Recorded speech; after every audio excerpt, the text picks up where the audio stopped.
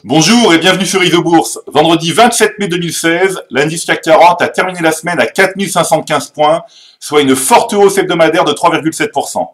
Passons tout de suite à l'analyse des marchés dans le logiciel ISO-Bourse.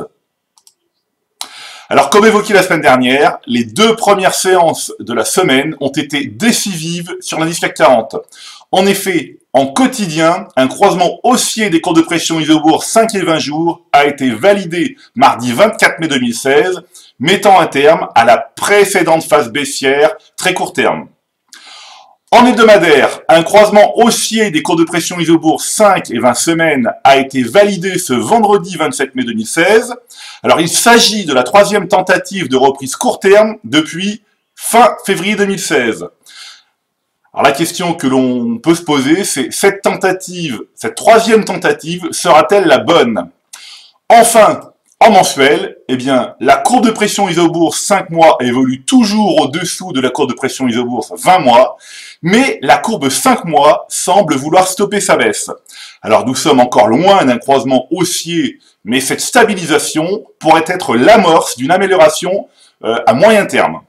Alors, je vous propose maintenant de jeter un œil au palmarès du fonds Martin Morel Impulsion France, donc le palmarès hebdomadaire. Donc je rappelle que le fonds Martin Morel Impulsion France fonde sa stratégie sur la pression ISO-Bourse.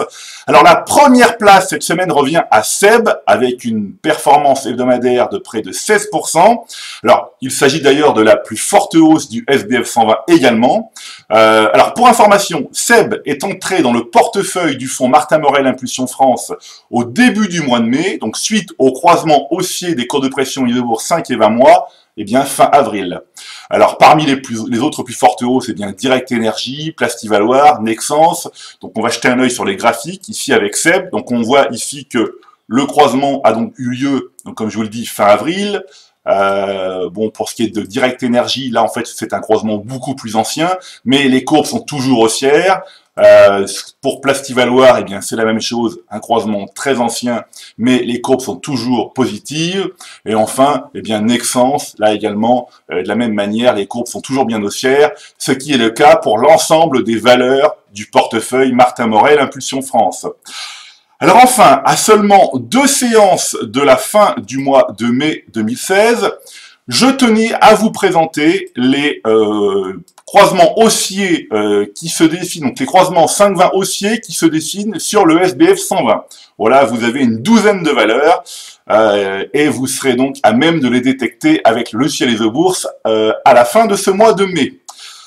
Alors, comme chaque semaine, eh bien, je recommande de rester à l'écart des valeurs dont les courbes de pression ISO-Bourse 5 et 20 mois sont baissières et de conserver les autres en portefeuille. Voilà, c'est tout pour aujourd'hui. Je vous donne rendez-vous la semaine prochaine et d'ici là, eh bien, restez avec nous sur ISO-Bourse.